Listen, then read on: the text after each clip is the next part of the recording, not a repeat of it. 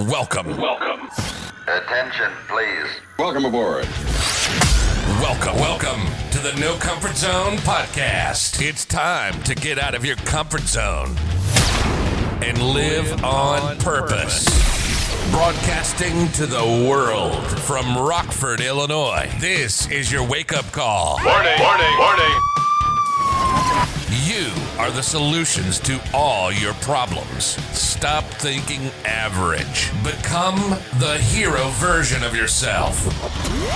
Every day, every time, without fail, no exceptions. It all matters. You've entered the No Comfort Zone. It's time for a reality check.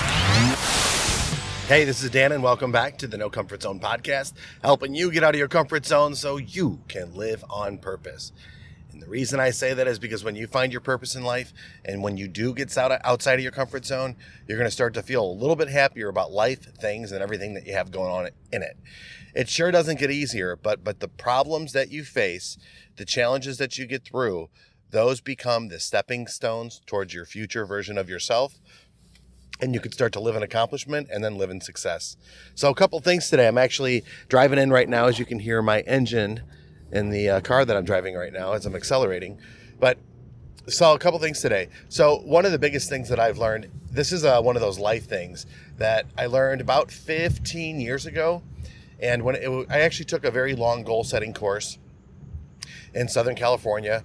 At the time, I was working with Grant Cardone. I was working for him, actually. And I took a goal course. And I think the name of the course was Overcoming Ups and Downs, I think is what it was. But when I took that, I realized that there's two things that are part of that. One of the things that is extremely important, and in this world of shiny object syndrome and the fear of missing out and just overall distractions with your Facebooks, the notifications going off, your YouTube subscriptions, and all those other things. With all of that happening, what ends up happening is we get distracted and we don't finish the things we intended to do. As simple as that sounds, one of the best ways that I know to find happiness and fulfillment is truly just to start finishing some cycles that you start. So if you're going to be if let's say you have a goal, you have an intention of what you want to do, you decide what you're going to do, then you take action. Things go good for a few days, and then all of the sudden something comes up that becomes a greater priority, then another greater priority, and next thing is you're not finishing your goal. Now that goal is sitting off here to the side, and then you decide, okay, I want to do something else now. Now you take on another goal or another challenge. You put your intention and energy in another space, and you begin that, and you don't finish that. Well, after a while, you're going to get about 20 of these unfinished goals or these intentions that are just lying around, and they clutter up your life. And it's amazing when you realize that, you know what, I need to finish some cycles. One of the first cycles I ever finished after taking this course, and this is no kidding, there's even the book, I've mentioned it probably 10 times in this podcast, but You Want to Change the World, Make Your Bed. For me, I learned about that well before I read the book or saw the YouTube video, which is amazing, by the retired, I think he's retired, Navy SEAL commander, who gives a commencement speech about how if you want to change the world, start by making your bed. It's a phenomenal book. I made my 10-year-old read it.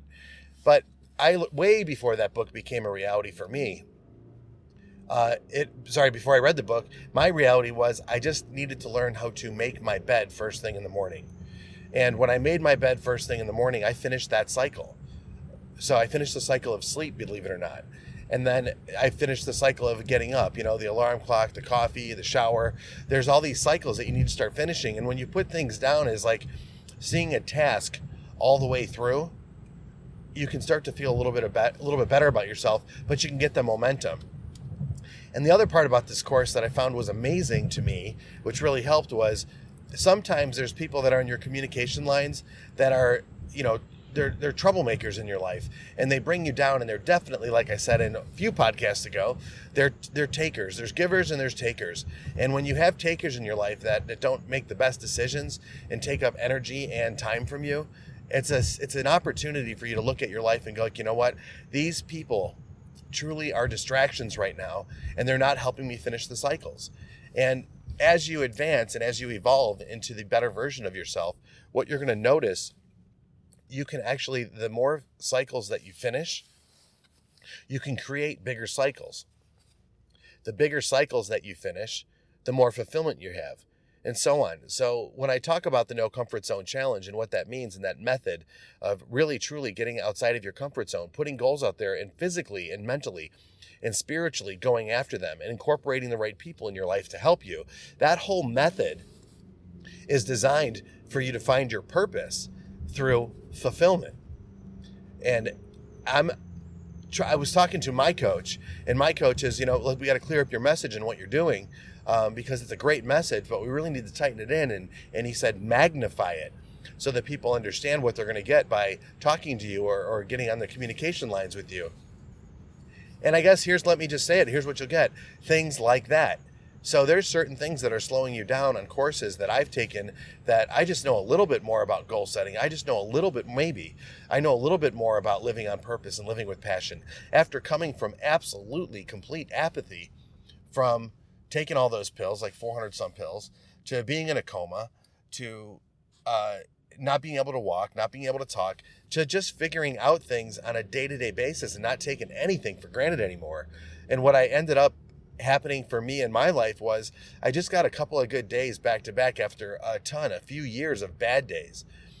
And once I realized, this is something I've never shared with anybody before.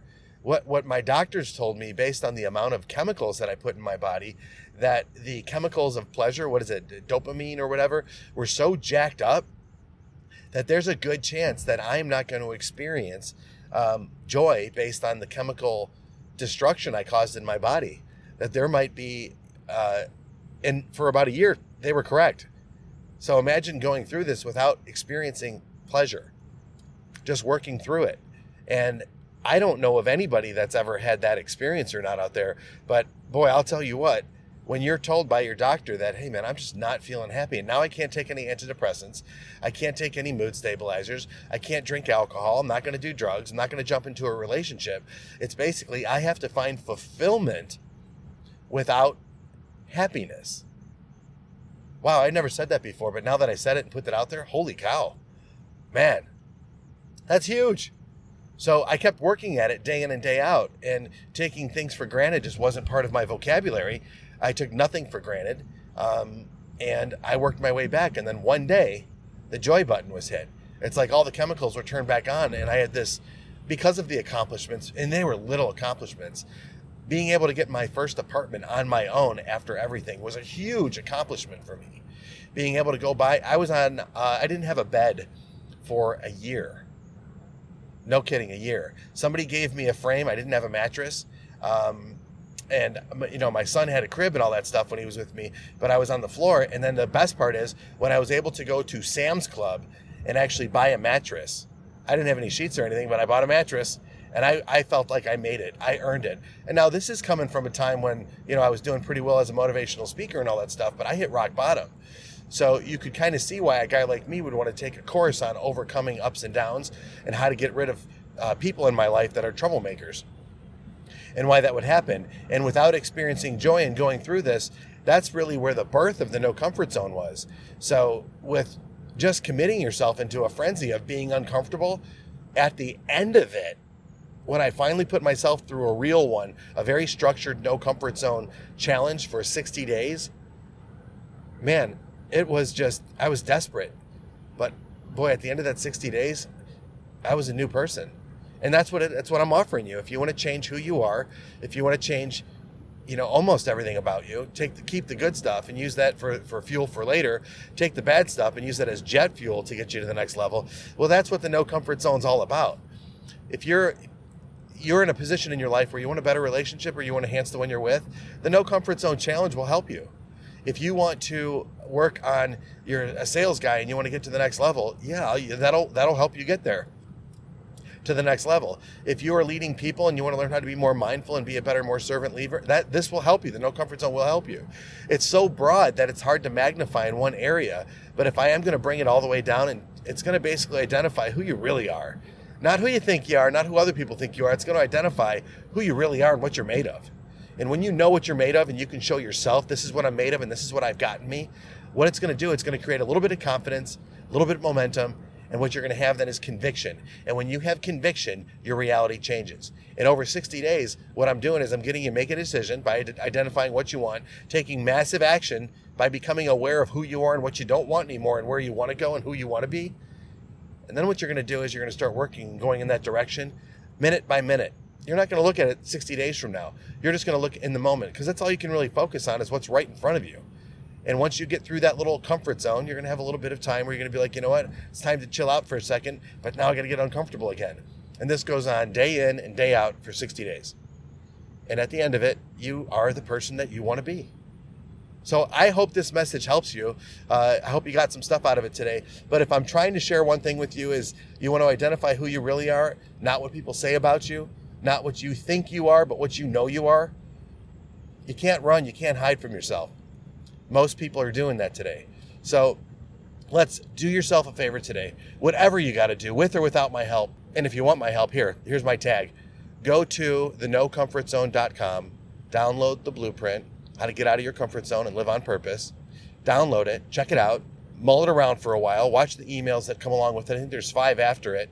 They're a little lengthy, I'll shorten them up. But what you want to do then after that is you might want to reach out to me and say, I need some help achieving my goals. And you could do that by going to that website and we'll stay connected. Let's exchange some email, right?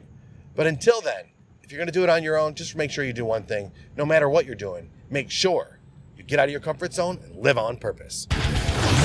Say goodbye. Want more of the No Comfort Zone?